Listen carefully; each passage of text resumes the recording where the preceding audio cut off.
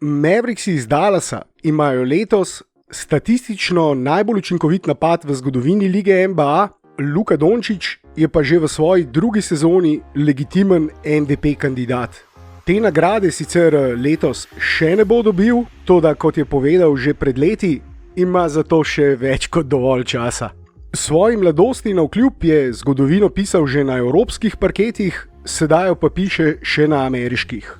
Še noben igralec pri 20 ali 21 letih ni imel take sezone. Dončićeve številke so dovolj zgovorne, toda precej bolj pomembno je, kako te številke vplivajo na igro Mavericksov in seveda rezultat ekipe. Poglejmo si, kako so letos igrali Mavericksi, zakaj imajo tako dober napad ter kako bodo igrali v zaključku sezone. Vi pa nam lahko pomagate s kakšnim všečkom ali naročnino na naš Sportinfo.si YouTube kanal, kjer bomo redno objavljali podobne analize, posnetke vrhuncev in seveda podcaste. Zdaj pa kar veselo na delo. Mavericksom so letos stavnice v Las Vegasu pred začetkom sezone napovedovali, da bodo zgrešili končnico in končali na 9. ali 10. mestu zahodne konference.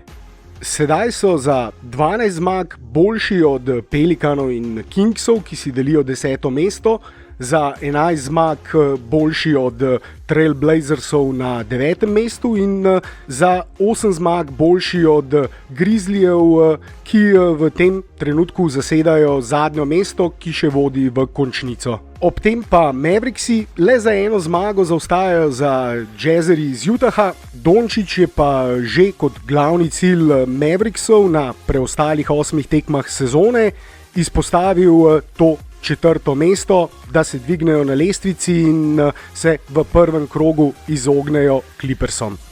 Zgodovinsko dober napad bo glavno orožje Mavericksov v preostanku sezone, mi pa se za trenutek dotaknimo še te zgodovine. Mavericksi imajo namreč bolj učinkovit napad od znamenitih Showtime Lakersov z Magicom Johnsonom in Kareem Abdul-Jabbarjem ter še bolj znamenitih Jordanovih Bullsov s Pipnom, Rodmanom in Kukočem. Pa da ne bomo pregloboko segali v zgodovino, lahko najdemo precej novejši primer. Mavericksi letos na 100 napadov dosegajo približno točko več kot lanski superzvezdniški Warriorsi z Durantom, Curryjem in Thompsonom. Razlog za to pa je seveda Luka Dončić. Luka ni samo izvrsten pri doseganju košev iz prav vseh mogočih položajev, Luka je verjetno še boljši podajalec. Le LeBron James je to sezono bil zaslužen za večji delež vseh podaj svojega moštva, ko je bil na parketu, kot Luka, ki približno polovico svojih napadov zaključi z metom, drugo polovico pa s podajo. Luka skupaj z koši in podajami prispeva več kot 60% točk najbolj učinkovitega napada v zgodovini lige NBA in to niso samo navadne podaje. Luka soigralcem žogo servira na pladnju, kot lahko vidite recimo v tej akciji. Lepše servirane žoge skoraj da ne moreš dobiti. In ko že omenjam LeBrona in servirane podaje, mislim, da lahko tako podajo izvedejo le LeBron, Luka in pa morda še Jokić. Tako cross-court podajo preko double teama, ko je igralec podvajan na drugo stran parketa v naročje, v shooting pocket, LeBron, Luka, Jokić. Na prste ene roke lahko preštejemo igralce, ki lahko izvedejo tako podajo, pa mislim, da nam morata manjkati še 2 prsta na roki. Ker pa košarka seveda ni tenis, ni individualni šport, bodo Mavericksi za uspeh v Orlandu potrebovali tudi enega unicorna, kot ga je poimenoval Kevin Durant. Ker namreč taki igralci kot je Kristaps Porzingis so redki kot samorogi. Vendar tudi Luka in njegov samorog ne bosta dovolj. Če bodo Mavericksi v play-offu želeli narediti nekaj odmevnega, bodo potrebovali pravo ekipo, pravega trenerja in pravi sistem. Ko pa že omenjam trenerja, pa lahko omenim še, da je Carlisle eden izmed najbolj avtoritativnih trenerjev lige. Trener, ki je vedno slovel kot zelo zahteven in nepopustljiv trener in trener, ki svojim organizatorjem nikoli ni puščal prostih vajeti, vedno je sproti klical akcije in to je tudi trener, ki je tako renomiranega in izkušenega organizatorja, kot je Rajon Rondo, poslal v PM in ga posedel na klop, ko Tani odigral zahtevane akcije. Toda pri Luki je drugače. Carlisle je dejal, spoznal sem, da takega igralca, takega playmakerja, pravzaprav je rekel, takega genija, kot je Luka, ne smem preveč omejevati. Pustim mu, da igra read and react, pustim mu, da bere obrambo nasprotnika in odigra tako, kot misli, da je najbolje in glede na zgodovinsko dober napad Mavericksov je to seveda logična in razumljiva odločitev. Kako bodo pa žogo igrali Lukovi soigralci? Ko so Carlisle vprašali, kako bodo Mavericksi igrali v Orlandu, je ta odgovoril preprosto. Rekel je, ne bomo komplicirali, mi pa si poglejmo, kako bo to izgledalo v praksi na parketu in sicer v tej akciji, kjer Seth Curry igra pick and pop s Porzingisom, napaka v obrambi Lakersov in cak. Tako kot čisto vsak Curry, tudi tale Curry, Dallasov Curry, Seth Curry, takih priložnosti ne izpušča iz rok.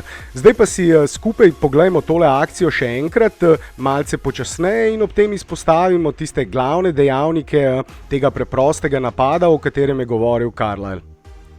Prva stvar, ki jo velja izpostaviti, je ta, da bo Carlisle tekme začenjal z nizko, tako imenovano small ball peterko, gibljivo peterko, v kateri bo lahko, vsaj v teoriji, vseh 5 igralcev igralo na vseh 5 pozicijah. Vseh 5 igralcev bo lahko začenjalo napade, prenašalo žogo v napad in Porzingis je to potrdil, ko je rekel, ja, v kakšnih akcijah bom pa tudi jaz igral playa, torej tudi on igral na položaju številka 1, v tej akciji pa seveda Seth Curry tisti, ki igra žogo, ki začenja napad, ki igra na položaju 1 in ki igra pick and pop s Porzingisom. Na tej točki pa lahko izpostavimo še tisti drugi ključni dejavnik v napadu Dallasa, namreč vseh 5 igralcev tudi dobro meče za 3. Zato tudi lahko tukaj vidite tale, kot bi lahko rekli, šolski spacing, šolski razpored igralcev na zunanjih položajih, 2 na trojki v kotu, 2 na 45 stopinjah in en na vrhu trojke. Zaradi tega, kot lahko vidite, je seveda raketa Lakersov povsem prazna in to igralcem omogoča ogromno prostora za napade in v tem primeru, če bi seveda center JaVale McGee bližje, tesneje pokril Seta, bi ta samo mimo njega švignil v prodor in zaključil s polaganjem. Če pa bi na tem prodoru pomagala LeBron ali Anthony Davis, potem pa seveda samo sledi podaja prostemu igralcu na zunanjem položaju in ta samo ponovi vajo.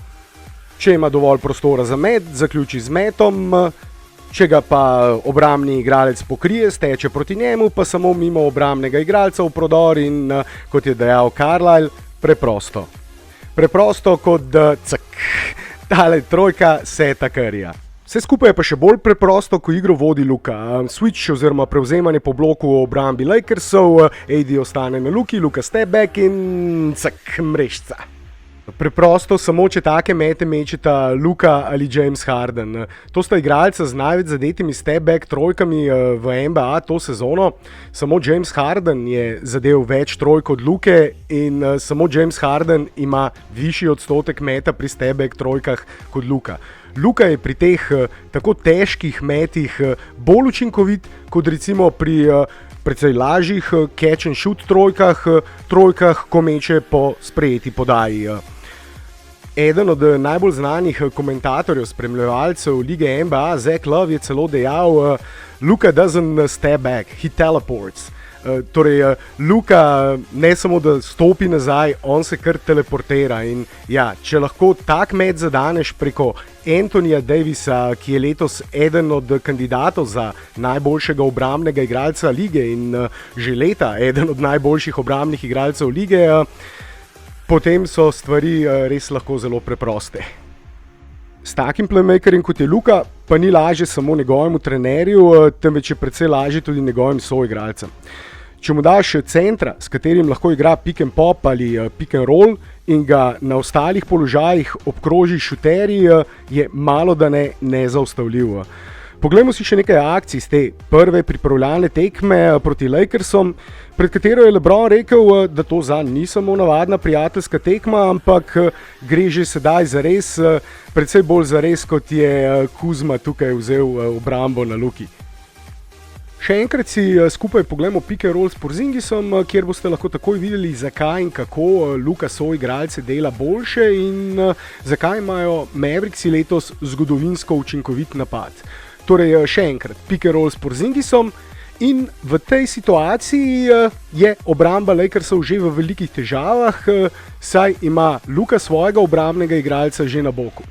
Zato mora JaVale McGee pomagati in to seveda pomeni, da Luka takoj prepozna situacijo in Porzingisu servira lob, ki se zabije skoraj da sam, če seveda skočite tako visoko kot Porzingis. Še enkrat, pick and roll, na tej točki pa bodite pozorni na Lukovo gravitacijo. Kako kot neke vrste košarkarska črna luknja nase navleče obrambne igralce. LeBron pa v tej situaciji ne ve, ali bi poskušal preprečiti zabijanje Porzingisa ali pa neoviran met iz kota Tima Hardawaya Jr. Mimo grede, Tim Hardaway Jr. letos iz levega kota meče 52% za 3, iz desnega pa 42%. V obeh primerih izjemne številke. LeBron pa se je seveda pametno odločil, da ne bo pristal na posterju Porzingisa. Ko Luka igra pick and roll ali ko prodira in navleče nase toliko obrambnih igralcev, njegovi soigralci seveda mečejo povsem neovirane mete. In zato imajo praktično vsi njegovi soigralci letos rekordno visoke odstotke meta za 3 točke. Še bolj zanimiva pa je statistika, ki pove, da njegovi soigralci po njegovih podajah v povprečju mečejo 6% bolje za 3 točke, kot pa po podajah drugih soigralcev, ker namreč drugi igralci Mavericksov nimajo take gravitacije kot Luka. Še en dober primer gravitacije pa lahko vidimo že v naslednji akciji, le kakšnih 30 sekund kasneje. Poglejmo si še enkrat tole akcijo. Luka ujame skok v obrambi, hitro prenese žogo in zaustavimo akcijo na tej točki. Prva stvar na scouting reportu je, zaustavite prodor Luke in tukaj lahko lepo vidite, da so prav vsi igralci Lakersov prebrali ta scouting report. Zopet vseh 5 parov oči samo na Luki. Kentavious Caldwell-Pope je povsem pozabil na Setha Curryja, enega izmed najboljših ostrostrelcev lige NBA to sezono. JaVale McGee pa tudi izgleda ne ve najbolje, da lahko Porzingis brez težav in redno zadeva tudi z 9, 10 ali več metrov trojke. Skratka, 2 izjemna ostrostrelca, sama še en ostrostrelec Tim Hardaway Jr., za katerega sem pa že povedal 52% za 3 to sezono iz kota, pa prav tako osamljen. Vsi igralci Lakersov gledajo samo Luko in razmišljajo samo o tem, kako bi preprečili njegovo pot do obroča in kaj naredi Luka. Ja, preprosto, podaja Sethu Curryju in tako kot smo že rekli, cak. Seth Curry je seveda praktično nezgrešljiv, vsaj to sezono v teh situacijah. In zakaj se vsi tako preklemano bojijo teh Lukovih prodorov? Ja, zato, ker so prebrali na tem scouting reportu ali pa jih je trener na to posebej opozoril, da je Luka letos eden izmed 3 najbolj učinkovitih igralcev v tako imenovanem restricted area, ko govorimo o metih iz neposredne bližine obroča. Samo poglejte te neverjetne odstotke. Le Anthony Davis in Giannis Antetokounmpo, dva igralca, ki sta visoka preko 210-211 cm, sta bolj učinkovita iz neposredne bližine obroča. In Luka je od njiju slabši le za 0,1 odstotka. S tem, da je seveda potrebno posebej povedati, da za razliko od Luke, Giannis in AD nista organizatorja, ne organizirata napadov in si sama ne ustvarita toliko priložnosti za met, temveč žogo pogosto dobita v bolj ugodnih situacijah, izdelanih akcijah, ko lažje zaključujeta. Te odstotki Dončića izpod obroča so, vesoljski. In zato se vsi tako preklemano bojijo teh Lukovih prodorov. In to že celo sezono. Na čisto vsaki tekmi lahko vidimo, zakaj so Mavericksi med 3 ekipami, ki na vsako tekmo vržejo največ povsem neoviranih metov. Za povsem neovirane, torej wide open mete, player tracking statistika šteje mete, pri katerih je obrambni igralec v trenutku meta oddaljen vsaj 6 feet, torej vsaj 1,83 m. Na levi strani grafike lahko vidite nazorne primere Lukove gravitacijske sile na zunanjih položajih, na desni pa situacije, ko prodira ali pa igra pick and roll. Res je neverjetno, koliko pozornosti obrambe uživa Luka. Že spet lahko tukaj govorimo samo o peščici igralcev, prstih ene roke, pa še kakšen ne more manjkati. Nekateri igralci namreč imajo podobno gravitacijo pod obročem, drugi na zunanjih položajih, recimo kakšen ostrostrelec, kot je Steph Curry, Setov brat, uživa podobno gravitacijo na zunanjih položajih in je bilo vedno zanimivo gledati, kako z gibanjem po perimetru premika celotno obrambo nasprotnika. Toda tako gravitacijo na zunanjih položajih in obenem tudi v pick and rollu, prodorih, igri pod obročem, občasno dobi Luka tudi žogo na postu. To pa res govorimo v tej sezoni morda samo o 2-3 igralcih lige. Samo pogledajte to situacijo na levi strani, tekma proti Clippersom, zaključek druge četrtine. Luka je res neke vrste košarkarska črna luknja. Na njemu so 3 od 6, 7, morda 10, 11 najboljših obrambnih igralcev. Kawhi Leonard, Paul George, za rezervo je pa odzadaj še Patrick Beverly, ki si milijone služi ravno z odlično obrambo. Že omenjeni Tim Hardaway Jr., 52% iz kota, verjetno bi bilo bolje, da bi Beverly v tej situaciji pokril Hardaway, ampak on je tudi prebral ta že večkrat omenjeni scouting report. Pod vsako ceno je potrebno zaustaviti Lukov prodor, obenem pa kljub temu, da Luka ne meče, letos ni najbolj učinkovit, ko gledamo skupen odstotek meta za 3 točke, ni najboljši, je pravzaprav pod povprečjem lige, ampak omenili smo že step-back trojke, te pa meče nekaj manj kot 4% bolje kot sicer meče to sezono, približno 35% meče step-back trojke, kar je recimo povprečno za navaden met po sprejemu, ampak za tako težak met, za tak met je pa to izjemno in Luka in Harden, to smo pa že omenili. Harden je zaenkrat še boljši, ampak ni bil tako dober pri 21 letih. Situacija na levi strani, 3 igralci Detroit Pistonsov in Porzingis ima avtocesto do obroča za zabijanje, ki ga je seveda brez problema zaključil.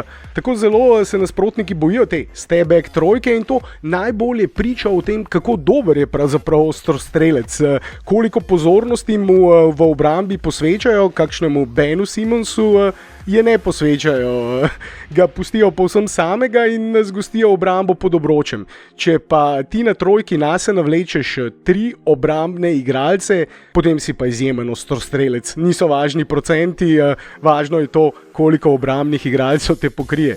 Na desni strani pa pick and roll in prodori, o Lukovi učinkovitosti pod samim obročem smo že govorili. Sedaj pa postrežemo še s podatkom, ki je zagotovo tudi na Scouting Reportu. Luka je to sezono tudi eden od najbolj prodornih igralcev, ki na tekmo izvedejo največ prodorov. Luka je četrti z le 1,1 prodorom manj kot Russell Westbrook z 20,5 prodori na tekmo. Westbrook je pa že leta eden izmed najbolj nezaustavljivih in prodornih igralcev in tudi eden izmed najboljših atletov lige. In ko gledamo te izjemne atlete na tej lestvici, je potrebno seveda povedati, da je tudi Luka odličen atlet. Kljub temu, da nekateri zlobni jeziki včasih trdijo drugače, jaz ne vem, kaj oni gledajo. Če gledajo tisto, kar gledam jaz, je vse jasno. Tako, naslednje 2 meseca bomo lahko vsi skupaj uživali ob mojstrovinah Dončića in njegovih Mavericksov. Jaz se vam pa najlepše zahvaljujem za pozornost. Če vam je bil posnetek všeč, nam to pokažite s kakšnim všečkom ali naročnino na naš Sportinfo.si YouTube kanal. Če pa zraven kliknete še tisti zvonček, boste pa takoj obveščeni o vseh novih posnetkih, analizah, podcastih in vsem drugem, kar lahko najdete na našem kanalu. Še enkrat najlepša hvala in upam, da se kmalu zopet vidimo.